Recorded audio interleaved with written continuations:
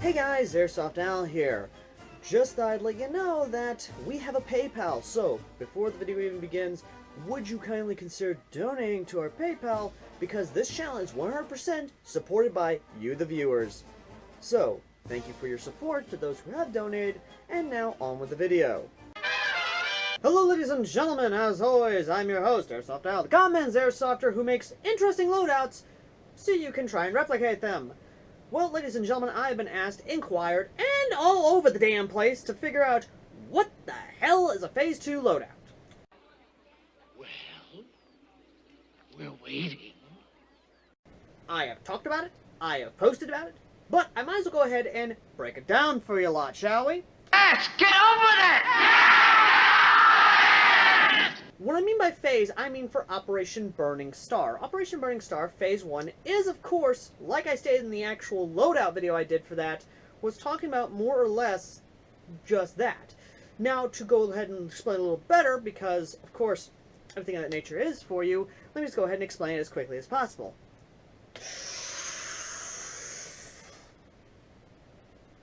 Because so many people volunteered for the volunteer regiments here in Tennessee, we weren't able to actually outfit them with the best and or brightest of the actual Kevlar and all that good jazz. So they had to be outfitted what was available at the time or what they could get from the local surplus stores. That include everything that we used from Grenada, Vietnam, all that good jazz. And while yes, many people will speculate that this is actually kind of a bad idea, I don't care what the hell you think, because guess what, motherfuckers, this is my idea, not yours.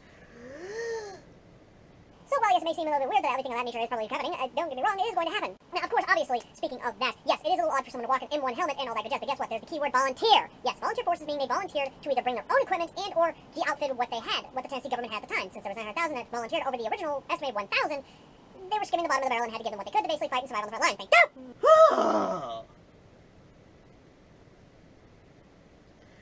So yeah, that's kinda what happened, motherfuckers! So, what is the Phase 2 loadout? Or what is the Phase 2 loadout for the 5th Tennessee Volunteer Regiment? Well, let me break it down for you in terms of the equipment and gear. Let's go ahead and go with the equipment, and then we'll move on. Well, correction, let's go ahead and go with the kit, then we'll move on to the guns, shall we? In terms of the kit itself, we'd be upgrading from, well, I personally, in terms of the story, I had saved enough of my paychecks and lived long enough on the front lines to where I could actually upgrade my equipment and buy what I could from, well, basically military surplus. Well, not military surplus, but military outfitters and police, law enforcement, what have you, basically all that good jazz. So, what am I upgrading in terms of head protection? In terms of head protection, I am upgrading to a Mitch 2002/2000 helmet, as well as, of course, the Woodland cover for it. Moving down to, of course, the upper, while yes, I do love my BDU Woodlands, the upper would be much more better to upgrade to sort of this style of modern shirt right here.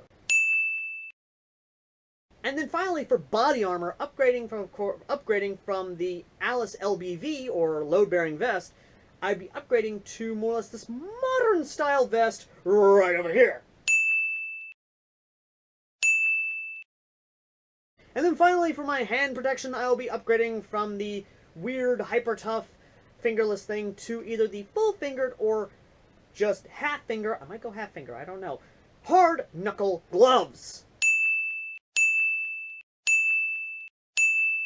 And then, finally, in terms of boots, I might upgrade to some jungle boots. I love me some jungle boots. It ain't me. It ain't me. I ain't no senator.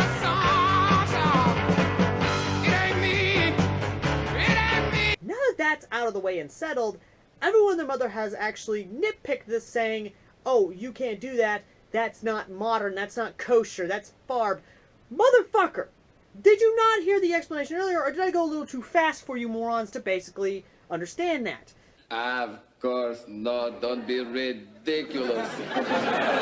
Well, let me just go ahead and put this plainly as simple as possible. The loadout. Key word of the loadout is volunteer! Dumbass! You dumbass! You're a dumbass! Such a dumbass! Meaning, I'm bringing my own shit, or bringing my own shit, to the front lines. And at the front lines, I've either lost the shit I brought or been issued with, and I'm grabbing what I can to survive, running foxhole to foxhole, trench to trench, to survive on the front lines.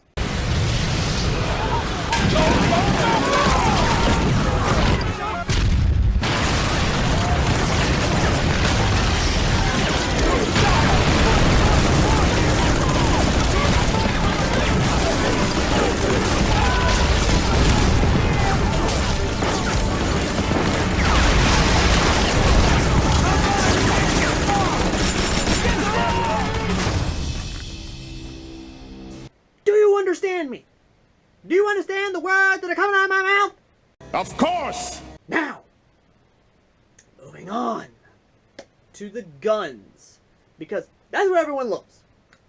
In terms of firearms, I will be upgrading from my glorious and lovely M16, which, by God, I love my M16. Like, seriously, I love this thing. I have put so much love and effort into this thing. I really have. To, of course, a standard M4 carbine. However, this M4 carbine will be outfitted to look like this.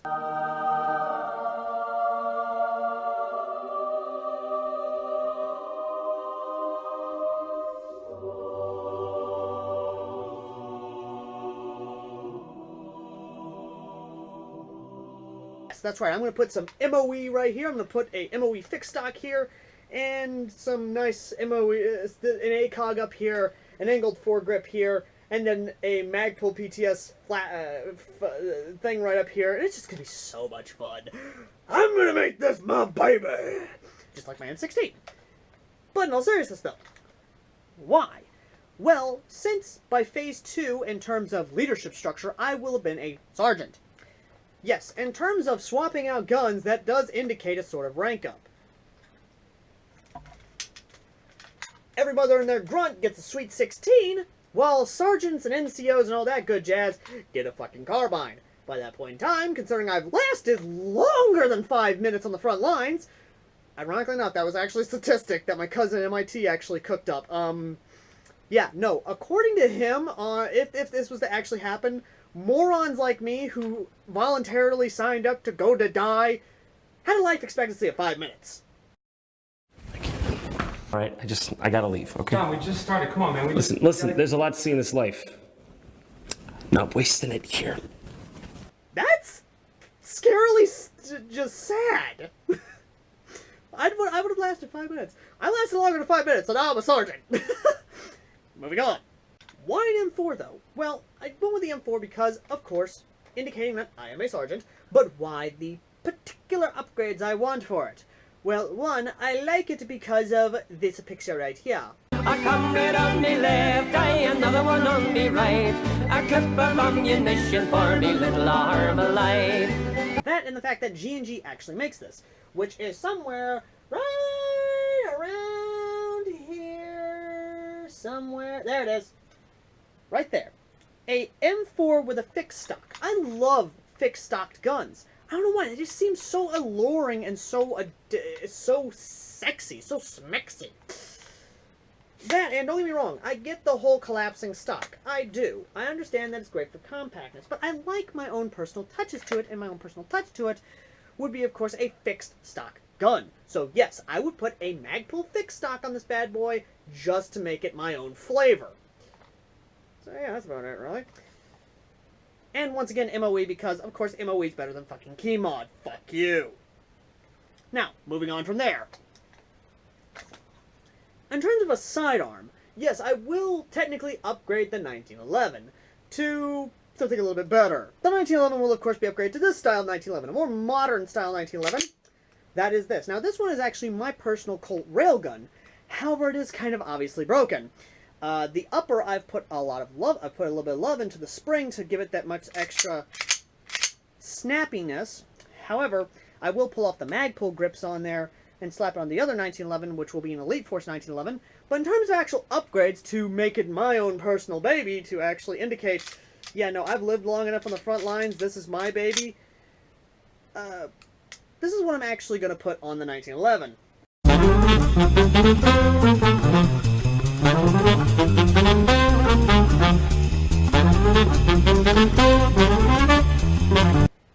Yeah, no, I'm going to upgrade this baby to indicate me, myself, and I. I do love this gun, I really do. But in terms of everything else, I am a little bit split on the grips. I do love the Magpul grips. I do love this right here that is able to get me to get to the mag release, so I can hit that mag release, load up, hit that slide, and basically keep going. However, in terms of the actual grips themselves, I have found some grips that have touched my heart personally to something that I want.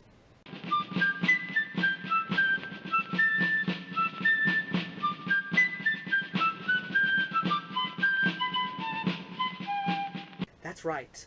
wood grips with the 3 stars of the volunteer state. I want, good sir! I'll take your entire stock!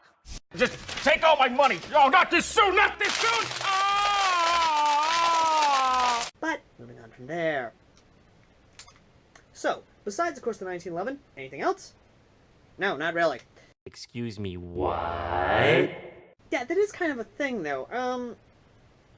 I don't really have any other plans for the Phase 2 loadout to have really anything else. In terms of communication, stuff like that, that is going to be a big down-the-road thing when we get to that bridge. We'll cross it type scenario. Because, well, the only real communications I have are just Walmart radios that are, well, yeah, not exactly. They're good, but they aren't like Baofeng good. But, you know, they get the job done. That's about it, really. Either way, though. In terms of everything else, the loadout is still being worked on. There's still a lot of stuff added to it. There's still a lot of stuff going on with it. What am I going to add to it? What am I going to take away from it? Well, I have to get the budget first to actually get the damn thing all together. But, let me know in the comment section down below how you guys think of the Phase 2 loadout. What would your Phase 2 loadout be from your Phase 1 loadout if you were coming to the event to sort of replicate and indicate how long you survived and what you would do to upgrade your previous loadout. And before anyone asks, no, we don't know. I don't know what I'm doing for Phase 3. I don't know what Phase 3 is going to be. So please do know I've got no idea what I'm doing for Phase 3, so please don't ask me. And if you do, I'm just going to be a little bit miffed. That's all I'm going to be. I'm just going to be a little miffed. Either way, though.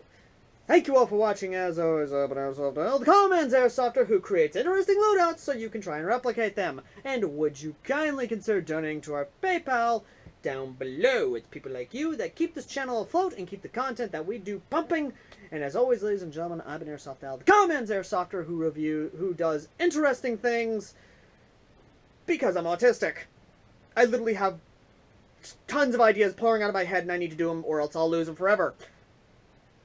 I wonder if Tim Burton's autistic also. Something to research on. Anyway, though, as always, guys, I will see all you lovely people not only in the front lines, but also next time. Later!